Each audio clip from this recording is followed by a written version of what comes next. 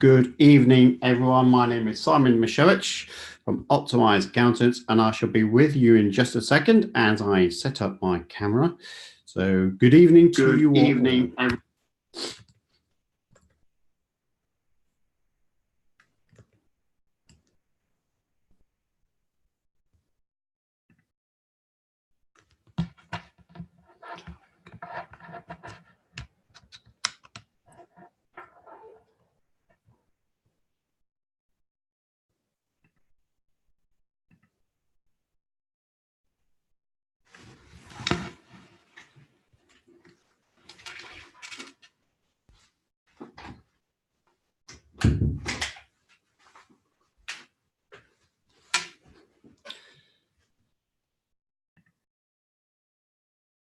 Aha, good evening, and here I am finally.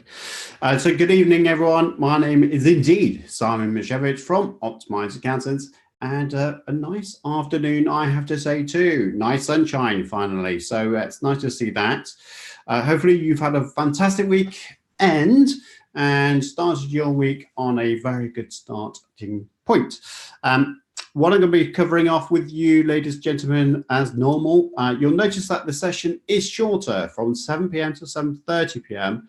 The feedback I had was, this is great, but I can't stay for the full hour for other people's commitments and various other things. And some analytics on YouTube also says, shut up after half an hour. So basically, that's it. My sessions will be now 7 p.m. till 7:30 p.m. It's shorter, but it's more condensed.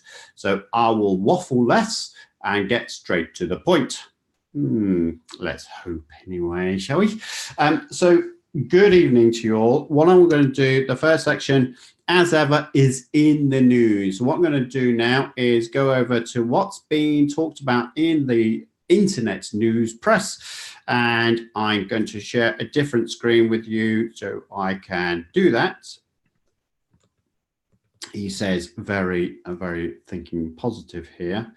So let me just get rid of that. Okay, good. And it's been an interesting theme out of my investigation and review, by the way, so I'm going to talk about that later on. Let's just go to a new share and go to Google Chrome here. Perfect. Okay.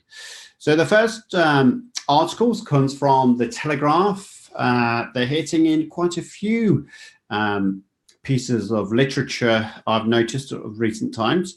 So this one is all talking about buy-to-lets, but more importantly, looking at running holiday lets. So instead of your traditional buy-to-lets, which is obviously affected by Section 24, and Section 24 doesn't play a major part in tonight's conversation. However, some of the mitigating factors around Section 24 does indeed play quite a lot in this themed night review of property Q&A. Not really one thought that one through, but ultimately people are talking about buying a holiday let instead of a normal buy-to-let because of the tax changes. And interestingly enough, when I process this video, I will be putting in the descriptions of all the articles I talk about and the URLs. If you want to read further, you can do so.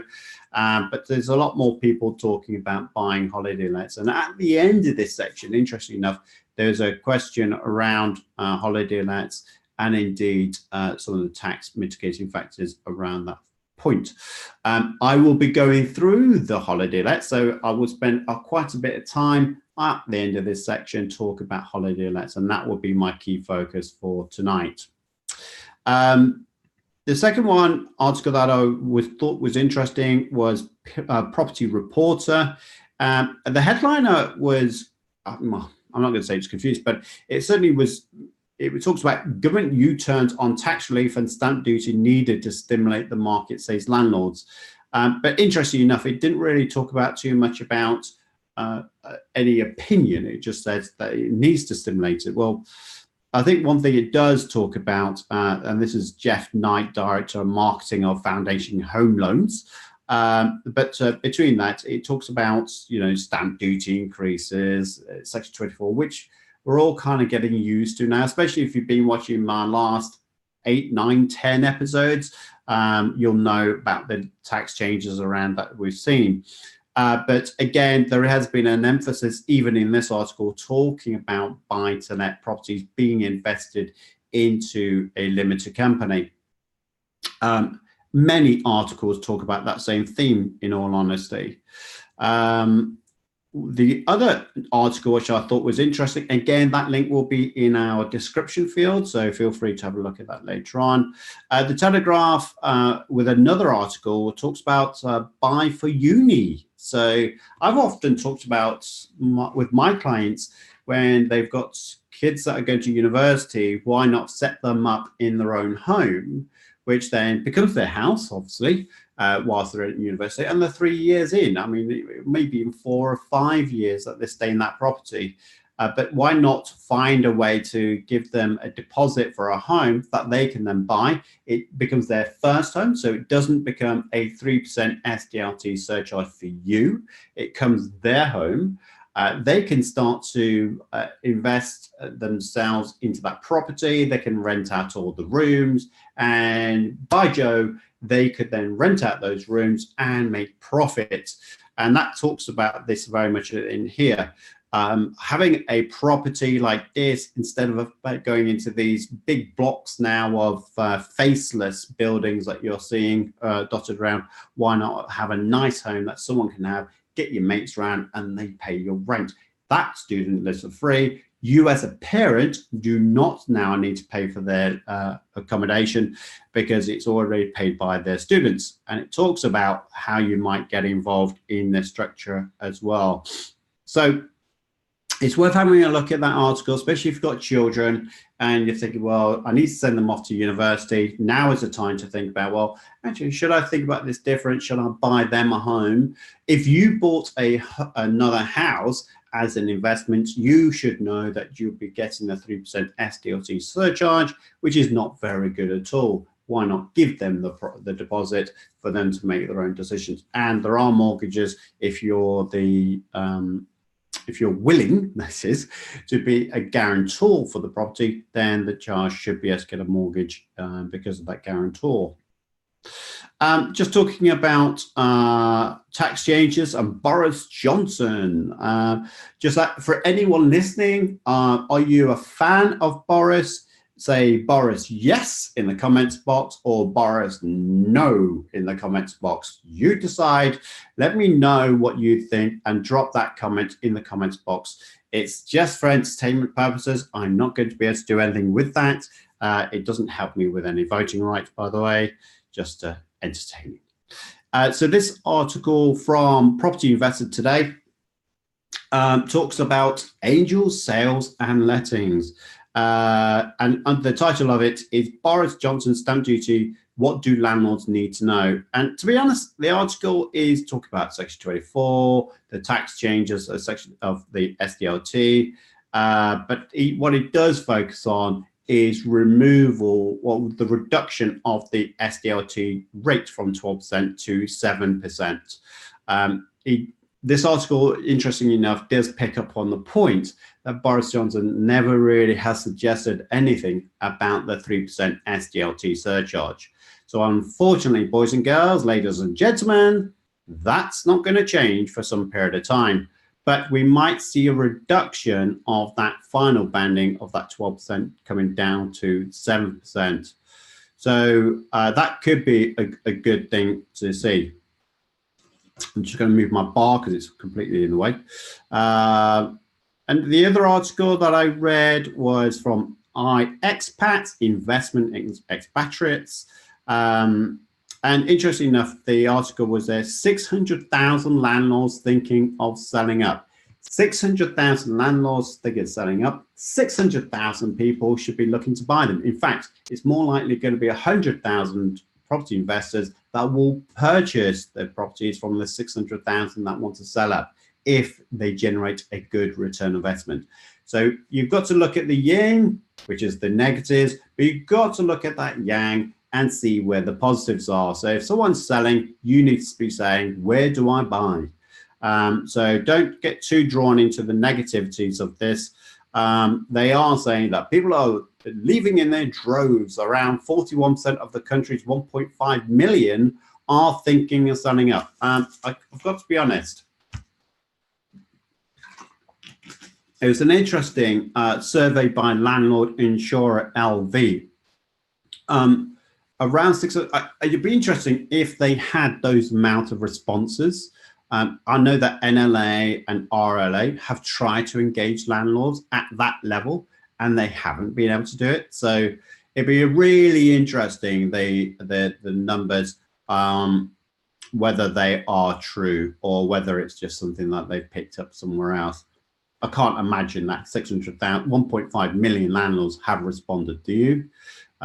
So I think it's that they've taken a sample data set and then extrapolated that out.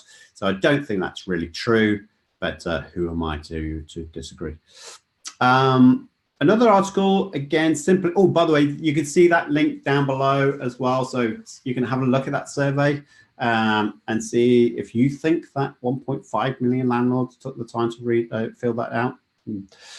So Simply Business says, MP says mistakes were made on landlord tax relief changes. Could the government do a U-turn? And by the way, if you ever wondered where Ian Duncan Smith has gone, here he is.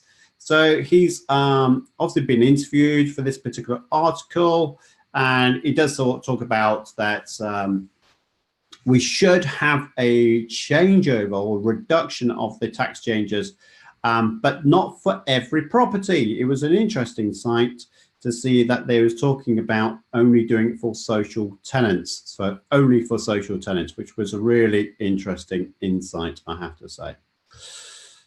And finally, in my view of in the news, This Is Money, and This Is Money, I always get one article from This Is Money, but it talks about start again. Wow, I've read that wrong 4 times. That's incredible. Has the London property investment bubble burst? And it was saying that the fall in price of 4.3%, and that's down to a lot of the landlords and property investors have now left that market or no longer wish to buy in that area. But it does say that outside of property are going a little bit higher. So it just goes to show you that London is being hit by not just the tax changes. I don't think it's just that. I think it's a combination of Brexit and tax changes, which inevitably will have a knock-on effect on London prices. So that's pretty much it in the news. So if you're listening to this and you're getting any interest or you're finding this useful, please give me a thumbs up, because I do want to share the love with everyone who wants to listen to this kind of literature, this debate, this discussion points. But equally, what do you think of the news this week? Do you think it's good news? Have you heard anything else? What are the main points that you've heard on social media and in the press? Please drop a comment in the text box below this video or to the side of this video. I'm not sure which way you're watching me now, but it'd be interesting to see what you have got to say. Don't forget, if you do have any questions regards to the subjects I've raised, or indeed the buy-to-let tax world, please feel free to drop that in the comments box, and I will be coming to see you in section 3 to talk about live Q&A. So what I'm going to do now is go over to a Word document that I beautifully prepared only a few moments ago, to be fair, in terms of what's going off with clients. So I'm going to just do a different share now. In fact, I'm just going to see if there's any questions coming through. It'd be interesting to see what you guys have been asking so far. Wow, you guys are pretty quiet, I have to say. There's not many people kind of bolstering up through here. So please do get your questions in as soon as possible, because otherwise it'll be a real boring section 3, I've got to be honest. And if you've got no questions, make them up. So let's talk about, shall we, the Word document. That's what I was looking for. New share. Let's go to new share here. And I'm going to go to my Word document. Here we are. Perfect. Okay. Ooh. Let me get my Word document back up. Okay, so here we are. So what have we been talking about with our clients? Well, this is the first and main discussion point, which is holiday lets. The first article that we talked about was about holiday lets. We've very much focused around that kind of side of things. So I want to talk about the criteria for holiday lets, as well as the key points that you need to be aware of in regards to holiday lets. I will be putting a link above me when this video is published and processed, so that you can have more details about holiday lets. But this is a kind of a key theme for today. And you'll notice that straight away that I'm going to highlight the text just to make it easier, that the property, if it's a holiday let, needs to be available to be let out to the public for 210 days. The property in question it needs to be let out to the public for 105. So available for 210, but actually let out for 105.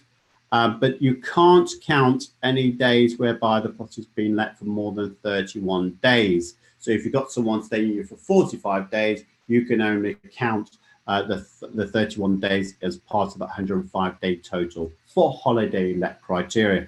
If you want to read more, you can read more going on to HS253, which is the government website, help sheet reference number for more details. I'm just going to go into, the furniture, fixtures and furnishings must be provided with the property for it to be sufficiently called a holiday let. So you couldn't have a buy-to-let property which is empty. It would have to be furnished for it to be called a holiday let, because that's what you would expect holiday makers to do.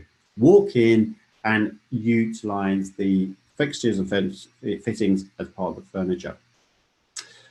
Here's an interesting thing, and it wasn't until I was starting talking with my tax advisors, even I didn't appreciate it to this level, is that if you have a holiday let property and you put new things in, even if you do repair, replace, renew. So for anyone listening to me before I talk about allowable costs, I will always talk about repair, replace, renew, because those three things allow you to offset those costs against your property income. But for holiday lets, that doesn't apply. Instead, what you get is the viewpoint that the receipt will be capitalized, so it's not hitting your profit and loss. It will stick in your your balance sheet as an asset, and you will claim capital allowances. So you would still get the write-off. It just doesn't affect the profitability of your business, which, for all intents and purposes, looks better if you don't have this huge amount of repair, replace, renew costs coming in, making you look like you've got no profits. Well, this way, at least it shows you profit, but you still get the tax relief. So, to be fair, it's the best of both worlds. Pension contributions, something else. If you are a full-time property investor, even if you earn £100,000 profit, you could only contribute £3,600 into your pension. However, if you're a holiday let maker, if you're a holiday let investor and you made £100,000 profit, you could contribute up to £40,000, which is your maximum pension allowance, instead of the £3,600. So there is huge differentiation on that point as well. I talked about capital allowances, and just in case you wonder what capital allowances are, it is furniture, equipment, fixtures and fittings, wiring, plumbing, heating systems. And what would happen is, properly, you would have a company like Six Forward. So Six Forward is a capital allowances company. They will come and do a report for you. They charge you for the report, not for the tax savings. So that's always nice and cheaper. And they would do this capital allowances report, and they would tell you, okay, this building is worth 200,000. If you shook the building apart, you would have your wiring, your plumbing systems, your various bits of furniture, etc. And you would therefore have a capital allowances claim of X. And that's typically for holiday let. I think you're talking about 20% of the property purchase price can be claimed as capital allowances.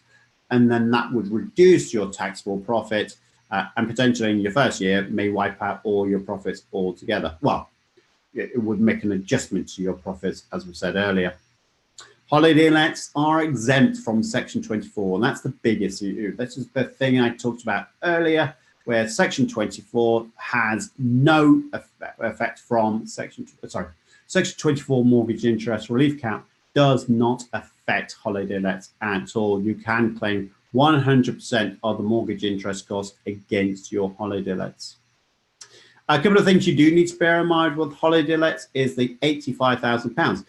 Rent typically is exempt. You don't need to register for VAT if you've got a normal buy-to-let property. However, if you have a service accommodation holiday let, then once the income of that property for the last 12 calendar months reaches £85,000, you do indeed need to be registered for VAT.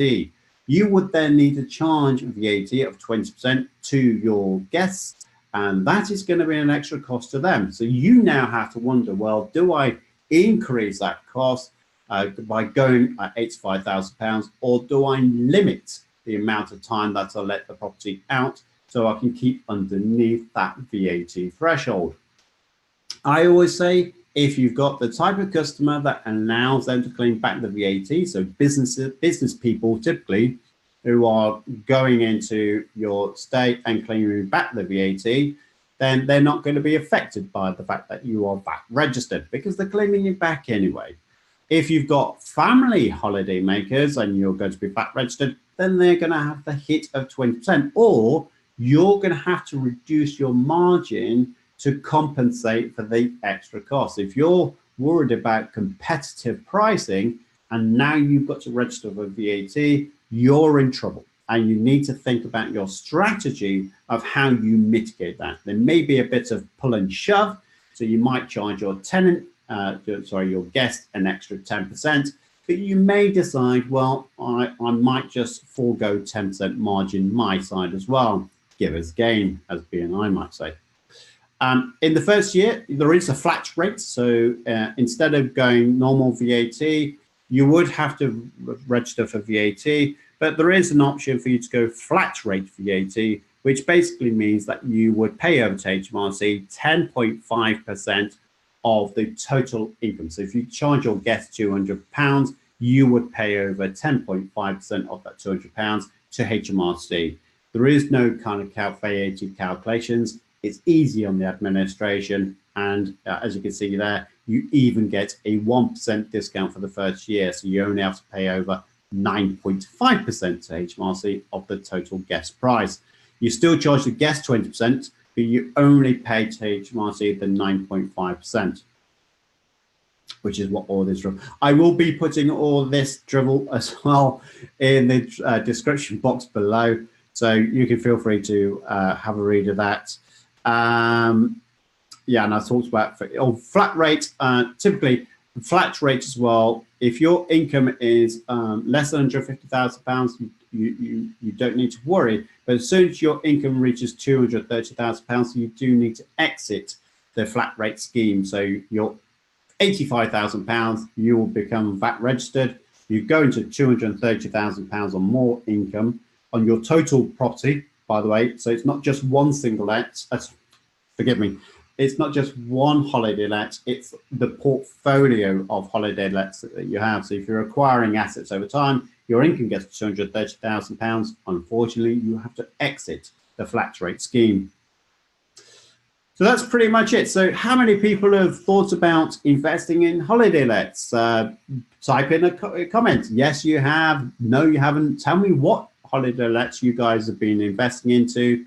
I talked roughly for about 5 minutes on the last week's show, where I talked about people buying caravans because they're a lot cheaper and the return investment they can get for that is higher, and people are a bit more interested as they get in later life to stay in a very nice caravan. I'm not talking about these little boxy caravans, forgive me if you got one of those, but I'm talking about one of those long caravans that pretty much stay on site all year round.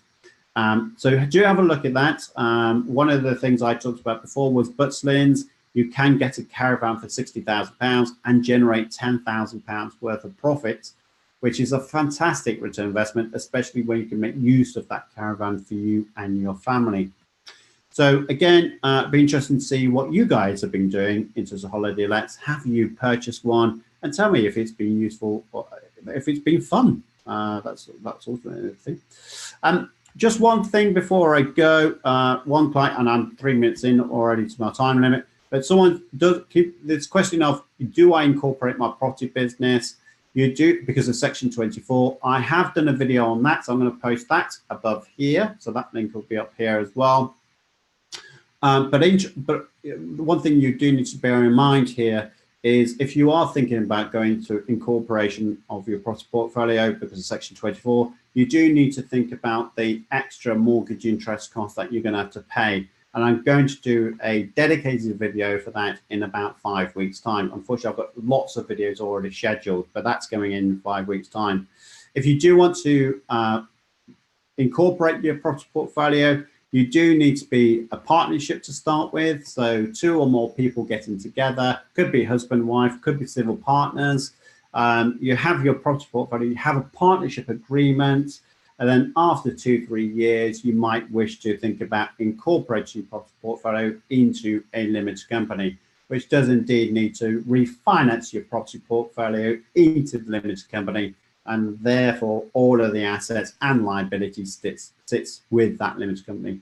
It's a very, very long, arduous process. But if Section 24 is going to affect you, could it be the right thing? You do need to take good professional advice on that before you jump in. There are SDLT and CGT reliefs if you do meet the criteria, and you don't need to pay CGT and SDLT if you incorporate your property portfolio into a limited company. But again, you do need to meet that criteria. So that's pretty much it, guys. I think the last section I've got is questions from you guys. So I'm going to just take my share off now because that's pretty much done. But have you, again, if you've got any questions of what I've said in the news or not, then please feel free to type your questions and I will come back to you. I'm just going to go into the YouTube videos now just to see what's going on here. So Jody Marks has asked a question. Hi, Simon. My question isn't about holiday lets. I've just had my offer accepted on my first buy to let. Well, hey, Jody, fantastic news. Congratulations, and enjoy every minute, especially with the clear out and the refurbishment. Ooh, some of these properties can be quite smelly. Peg on the nose does the trick. So you just had your first buy to let, perfect. So buying in my own name. My question is about setting up a separate bank account. Yes, you'd always have a separate bank account for your property business.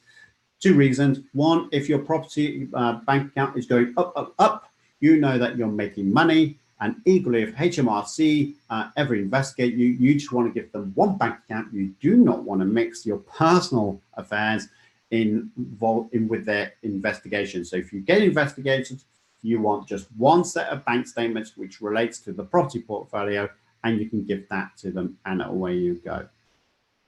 So that's pretty much me bring to a close. I've now hit the 7:30. Like I say, we are doing these in 30-minute slots. I am thinking now, please, I want your feedback on this, because obviously this is buy to let. I am thinking about doing a show on Wednesday evenings or Thursday evenings, not planned this one through, but I'm thinking about doing another episode of a live show, talk about property investments and talking about the types of investments that you can make. There's been a lot of tax subjects, but if you think it's a good idea for me to do a live session about property investments on a Wednesday or a Thursday, please let me know if you think that's a good idea, and equally what the best day and time it would be for you. And you never know, I might just go and do that in a couple of weeks' time. Anyway, I shall love you and leave you now, guys. Thank you ever so much for attending tonight's show. It will be processed very shortly, and I will be putting all the descriptions in there as well. Don't forget, Monday night next week, I will be here again. So feel free to join me at 7 p.m. next Monday. And don't forget, there is a video coming out this Thursday as well. And I've got to find out what that video is. So just bear with me a sec. So that video that's coming out or scheduled, I wish I could tell you because it's just gone hidden. But I think it's about limited companies again, but I haven't got it with me, so I can't really tell you, so forgive me for that. I look forward to seeing you guys again next Monday. Have a fantastic week, and I shall see you all again soon. Many thanks, and bye-bye.